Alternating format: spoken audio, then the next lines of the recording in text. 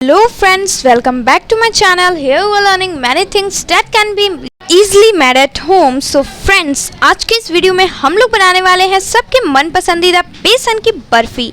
वैसे फ्रेंड्स, ये जो बेसन की बर्फ़ी होती है वो सबको बहुत ही ज़्यादा पसंद आती है। वैसे किसी को पसंद आए या ना आए, वो उससे मुझे कोई लेना देना नहीं है, क्योंकि मेरा जो मन करेगा वही तो मैं बनाऊंगी, क्योंकि बनाना तो मुझे है ना। सबसे पहले मैं आपको ये बता दूं कि ये जो बेसन की बर्फ़ी है इसे कैसे बनाते हैं और इसको बनाने का तरीका क्या है। तो सबसे पहले आपको बेसन ले लेना है और 500 ग्राम तक की चीनी को पीस लेना है।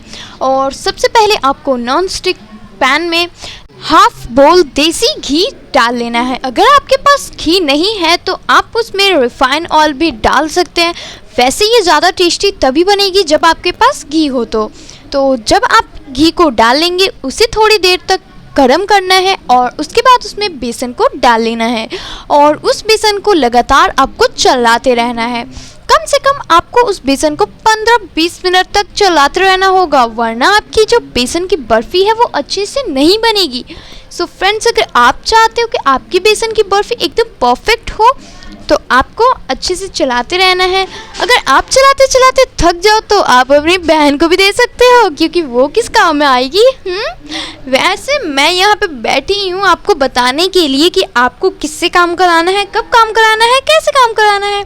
वैसे उन सारी बातें को छोड़िए, जब तक कि हमारी जो बेसन की बर्फ़ी चल रही है यानी कि पक रही है, तब तक मैं आपको ये बता दूं कि हमारे पड़ोस में एक लड़के की शादी हुई थी और उसके शादी के कुछ दिन बाद ही उसकी जो वाइफ है वो गुस्सा होकर अपने मायके चली गई। और इस बात को सुनकर हमारी दादी शॉक में हो गई और उन्हें तो किसी भी हाल में ये जानना ही था कि आखिर उसकी जो बीवी है वो मायके गई तो गई क्यों।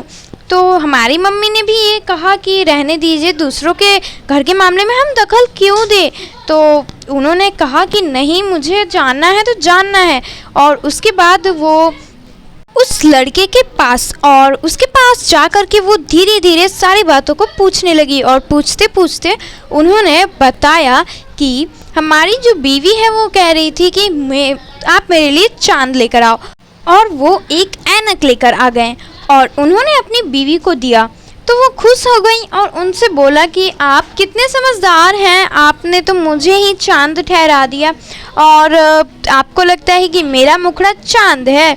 तो उन्होंने कहा, जी नहीं, जिस मुंह से आप ये बोल रही हैं पहले उस मुंह को तो देख लीजिए।